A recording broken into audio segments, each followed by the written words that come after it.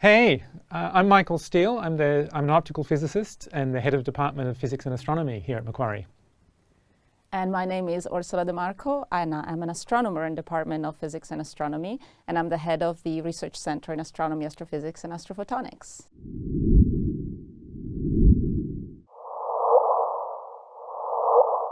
What is this sound? It turns out that this sound is the turning into sound of a vibration of space-time that comes from merging of two black holes. Now, we knew this had to happen somewhere in the universe, but we never actually detected it. And a couple of years ago, after decades of building instrumentation, figuring it out, we finally did. 3 Nobel Prizes came out of it. Now, merging black holes are incredible events, but they're not just okay, now we found a fantastic. Actually, what we open is a true new window on the cosmos. Gravitational waves come from a lot of different events, and we even detected things like neutron stars merging. Neutron stars are the end product of massive stellar evolution. When they merge, rather than going into a black hole, they actually eject a lot of radiation. So in this case, we saw this hugely bright object, and we even could detect the formation of gold. We knew it was happening in this type of environment. We'd never seen it. This is a true marvel. The fact that something this new, this different can happen just like that. But gravitational waves are not just talking to astrophysics. They actually involve the whole of physics. So all of that's really fascinating, Oscilla, but it does kind of make you wonder, how is looking for black holes going to get me a job? But when you look inside the technology behind that system, this giant billion-dollar experiment, it's full of all sorts of physics. Optics and photonics, that's the technology that drives the whole internet. Quantum physics and materials science, this is the science that tells us what everything is made of. Precision measurement, these are measurements that are comparable to measuring the distance of a hair from here to the nearest star. Engineering on scales all the way from the nanometer to the kilometer. And massive teamwork and leadership. The very long list of names you can see on the screen there is the list of people who were responsible on that very first paper for that first detection. All of these things are perfect preparations for a career. You're getting intellectual development, problem-solving skills, communication skills. All of those people had to talk to each other. Practical hands-on experiments, experience with equipment, with using complex tools and software, and with presenting the results and analysis of really complicated ideas. And perhaps above all, leadership, being able to use those ideas to drive the people around you to do new things. And with those kind of skills, you can end up everywhere. You might end up in a kind of traditional physics or astronomy role like us, but the vast majority of our students end up in all sorts of places. You can see any number of roles there. High-tech companies, government departments, agencies like CSIRO or defense, telecom firms, and people working all the way around the world. By studying something really technical, really precise, you can actually take yourself just about anywhere. So we have programs in our department in, naturally enough, physics and astronomy.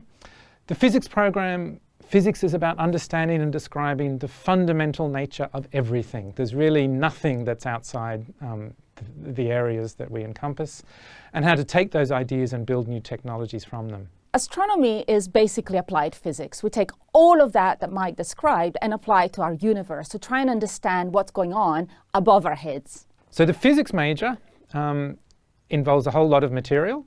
We learn about the fundamental components of the world, energy, mechanics, nuclear physics, similar concepts to what you may have met in high school, electricity, thermodynamics, etc. And then the fundamental description of nature at the level of quantum mechanics. But we also think about the technologies that can be built on those. Technologies like lasers and photonics, microscopy, quantum computing, or physics as applied to medicine and other kinds of medical devices.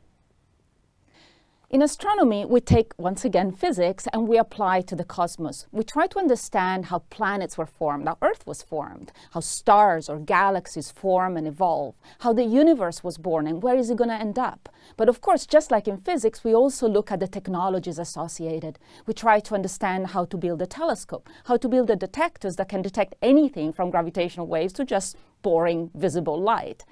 We also understand how data is harvested, how it is stored, and how you can sift through enormous amounts of data to understand what is in it, what the signal is. What does a week at Macquarie looks like for a physics and astronomy student? Well, you'll be going to some lectures. These are relatively traditional environments. You'll be listening to your lecturer. The smaller the classroom, the more interactive it can be, but ultimately there's nothing new here. We also have small teaching settings, for example, tutorials, where groups of students can gather in, say, 2, 3s, and so on, and they are mentored very closely by a tutor. In this way, you're actually refining your collaboration skills. We have laboratories. Physics laboratories typically have a lot of machines that allow you to measure the universe as we know it. We also have computer laboratories when you understand how to analyze data, how to model data. We have a strong project-based learning at Macquarie. We try very much to train our students not just to answer questions that have a yes or no, right or wrong answer, but to design their own questions and really go after it with all your intellect. Of course, in this, it's implicit a lot of teamwork and communication, so you can tell people what you've learned and what you made of it. Since COVID struck, we have been heavily online. While we hope that in the future we will have a lot of face-to-face, the online lessons been very, very interesting. We have learned to use our technologies far better than we ever did before. And so in the future, you can expect to have a very fluid environment where you're seeing people, you're seeing teachers and students, but you're also going to exploit the online facilities to their best. Macquarie has a very strong belief that we cannot graduate students until we have trained them to be outside of the university. As a result, we have this unit towards the end of your degree called PACE. PACE stands for Professional and Community Engagement. We send you out there in any of the industries related to your degree. In astronomy, it could be an observatory, or it could be CSIRO, or a government agency. There's going to be so many different companies that will want to work with you. This is very important. You're going to learn to communicate not just with your teachers and students and friends, but also communicate with people who come from a very different angle. You will understand that the workplace is not just about the hard matter of physics, it is also about the ethics of the workplace, the inclusivity. You will understand how selling yourself works, understand skills which will allow you to do great interviews in the future. You will also be prepared for a future in research if that's what you would like. Once you're here, there's also lots of ways to get involved. A lot of our students like to get involved in research. You can start easy by attending seminars, but a number of students take vacation scholarships and really get involved in the research program of our department. We have a really exciting organisation called the Association for Astronomy. For almost 40 years, it's been running volunteer nights at our on-campus observatory. We have students who are leading those, explaining astronomy to the public, who stay up all night taking astonishing pictures from right here in North Ryde, and then visiting schools all across the country to explain astronomy and physics. And there's a fantastic student society, MUPAS. They run talks, observatory nights. It's a great way to meet people and get involved in physics and astronomy beyond the classroom. The last thing we really want to emphasize is the way we feel about diversity and inclusion in our department. We really believe that physics and astronomy is for everyone. The only qualification you need is to be interested in what we're learning about. If that's true for you, we'd really like to have you aboard. You can find out much more about us on the socials. We're everywhere, and in every case at mq.edu.au, and we really hope we get to see you. So thanks for spending a bit of time with us. We're going to hang around and take the Q&A, so please stick around, ask us a few questions.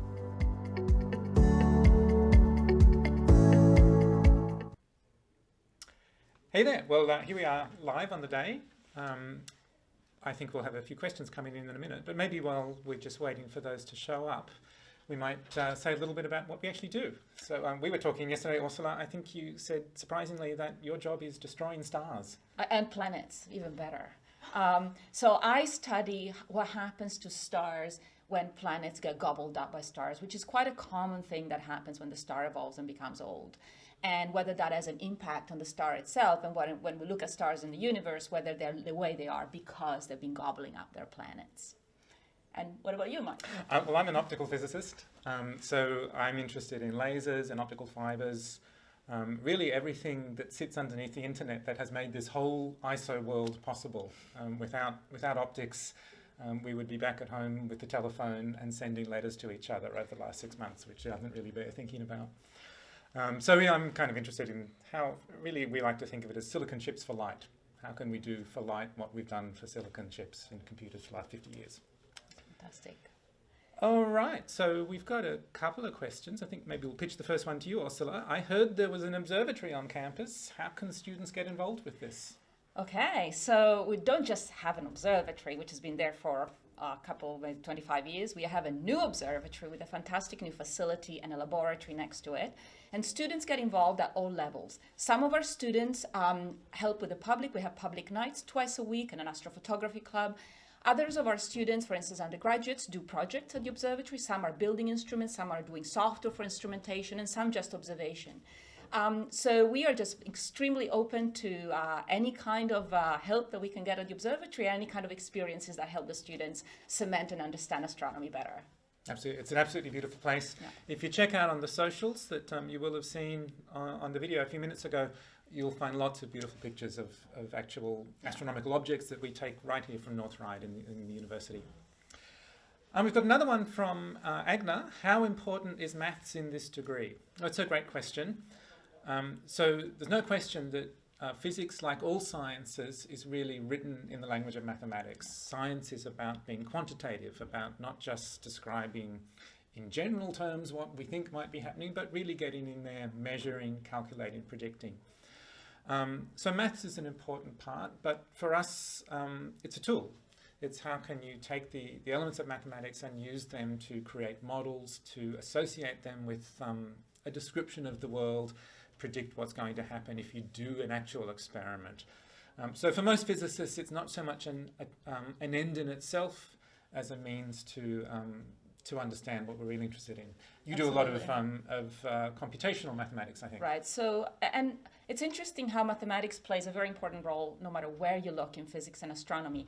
But it is also true that certain projects have more or less a dependence on mathematics. I do something that's quite mathematical. I put maths in the computer and I create models of stars.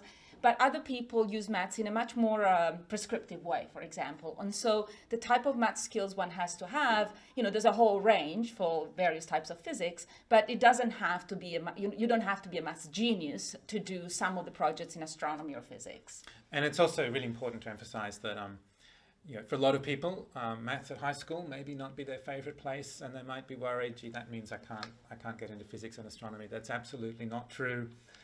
We have all sorts of support and bridging courses when you start university that can help you catch up with the mathematics, or perhaps get a different insight into it that maybe your teachers at school didn't give. And as you go on, for some people, mathematics is at the center of their physics. For other people, they barely think about mathematics year in, year out. So you really can find a way to suit it that will suit you. And actually, the next question allows us to extend a little bit on this. Rachel asks, I'm currently struggling with physics due to ill health. I'm, however, very interested in the universe. Is there a good support system for people like me who have perhaps not learned all the content? And the answer is absolutely. So physics is not even required in our degree from a high school perspective. We start from scratch. And of course, maths is, but there is a lot of support on mathematics along the way. In various different ways. There are bridging courses, but there's also a lot of one-on-one. There's all kinds of methodologies that we follow to help people who are a little behind, particularly people who really want to get better, want to learn. Or we're here. I guess also I would say when we think about what happens in a typical week, perhaps one of the most important times of the week is our small group classes, when students are actually in small groups together, working on problems together. So you're not just on your own tackling a problem, you and a textbook. You really have the opportunity to take advantage of your peers, to support each other, as well as have all the academic staff who are there to support you through that. Alora asks, what cool places are there on campus that we can use for astronomy? Well, we've certainly mentioned the observatory, but it always bears thinking about twice.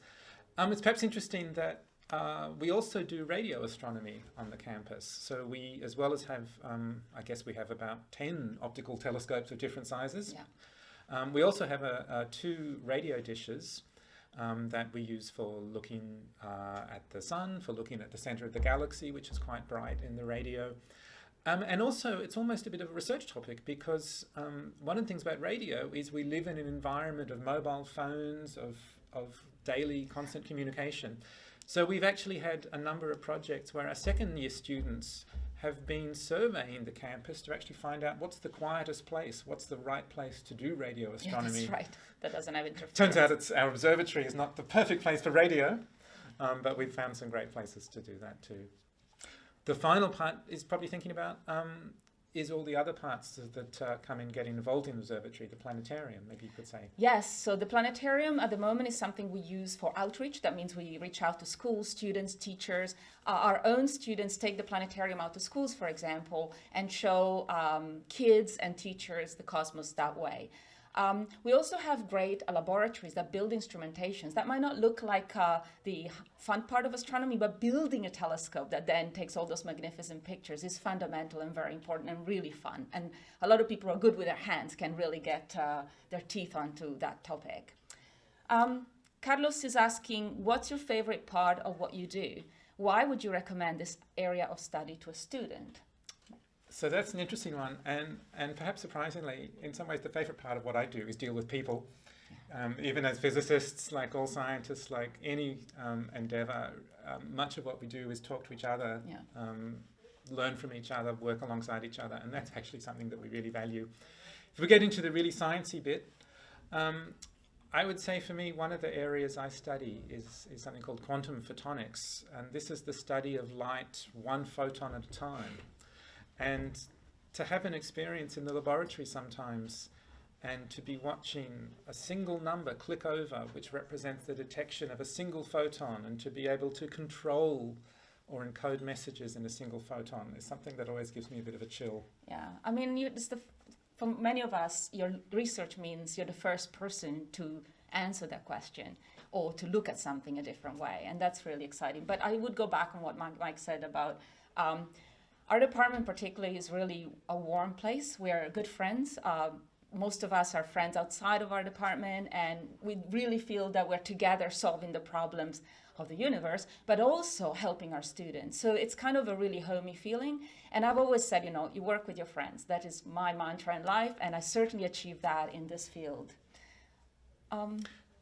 Rod has quite a technical question. How much focus is on cosmology relativity? There was a previous unit on this which doesn't seem to be available now. You've been looking very closely at how things have been changing, Rod. So it's true, we used to have a unit called general relativity, which focused on Einstein's theory. We've rearranged the program a bit. So we learn special relativity in detail as part of our electromagnetism course in second year. Because really electromagnetism and special relativity are two sides of the same coin. We do have a cosmology course. In fact, one of our third year astronomy units has now been refocused around cosmology. We kind of found that, if you like, the mathematical apparatus of general relativity was really getting in the way of the physics at third year, so we're kind of reserving that for later study in higher years and focusing on actually what is the universe like, what are the big scales of the universe like.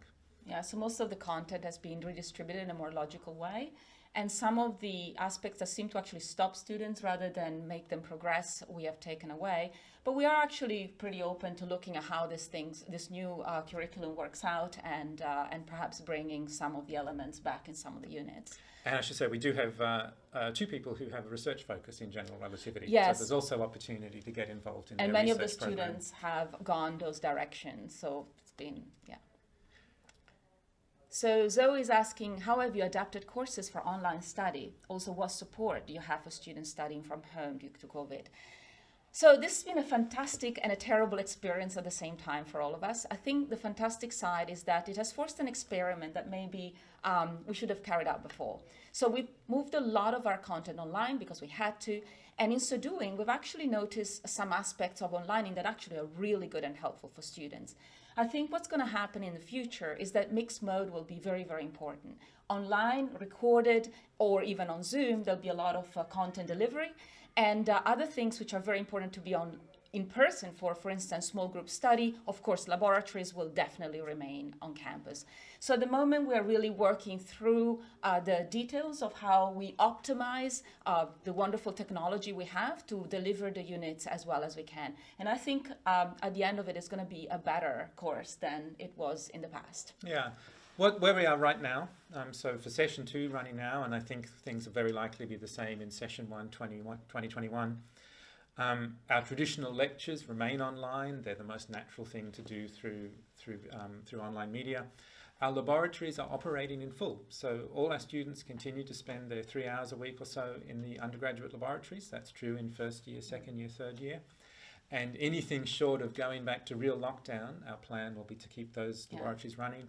Also, to the extent that our social distancing rules require, we're also running our small group teaching on campus. I'm taking one of those classes, and it's interesting, kind of as Oscilla says, this experience has made us as teachers have to reflect and reshape how do we think about our material, how do we present it in a way that can be most effective to reach people in a whole lot of different ranges. One of the things that's been really great, actually, so we have computer labs. I ran one on stellar astrophysics, and we were on Zoom. We had to be. There was nobody on campus. But I could see every student's own work on my own screen. So I could really quickly and effectively help them, rather than this constant going between tables and people calling and staying with their hand up for a while. It was really efficient, and actually the delivery was as good as it's ever been. So some things have really worked out online. I see one question here. Can I combine studying physics or astronomy with another degree? And the answer is absolutely yes. This is very common. So physics and astronomy falls under the Bachelor of Science. It's what we call a specialization within the Bachelor of Science. And that being one of the most familiar degrees, there's any number of dual degree combinations, whether that's with law, arts, engineering, of course, is a very common combination. But also even commerce. We have increasingly students who would be thinking about how can they take STEM and combine it with a career in innovation, in entrepreneurship, where commerce might make a lot of sense. And of course, what this country desperately needs is more physics teachers and more STEM teachers in general. So science education is a fabulous program to think about.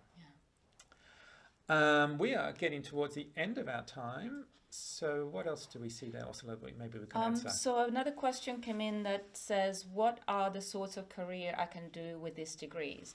And this is where we always smile, because it's really broad. Physics and astronomy, which is of course is a branch of physics, teaches you to think, teaches you to project manage something complex all the way to fruition. It teaches you to put complex elements together, and in so doing doesn't just teach you to do physics. For instance, we did physics with a PhD in physics and then became physicists in a university, but that's by no means the only career you have. Our students do all kinds of things, from going into like the most distant different thing I can think of, banking, because banking works with data, and astronomers are just very, very good data scientists, so they're really in demand. And now we're getting really smart at trying to translate our soft skills, for example, into the words that are understood by industry. So our students are not just becoming very good at getting any job they want, they're also becoming very good at once they're in those jobs, doing extremely well, right? And in fact, we have our graduates come back and do career night, and they tell us how they progress extremely rapidly, sometimes ahead of people who were hired for that specific skill that they learned at university, just because they're really deep thinkers, and they can do things well beyond what they've been taught to do in mere physics. So maybe we toss out a few careers, a few industries, certainly education, industrial research in areas like photonics or data science. Data research is a big one. Policy, many people end up in policy development, in management, in government areas. Really, if somebody has a problem that's difficult to solve, we may be able to teach skills that can handle it. Now, if you've got other ideas or other questions, there are other links at the bottom of the page that you will find under the Spot the Student and See Yourself at Macquarie areas. If you have more questions, we'll still have academics online right to the end of today at 5:30 or so you can use the Ask an Expert live chat and some of our colleagues will be there. And of course, things don't end today. If you want to follow up later in the week or over the next couple of months, come back to the site. People can put you in touch with people here in physics and astronomy.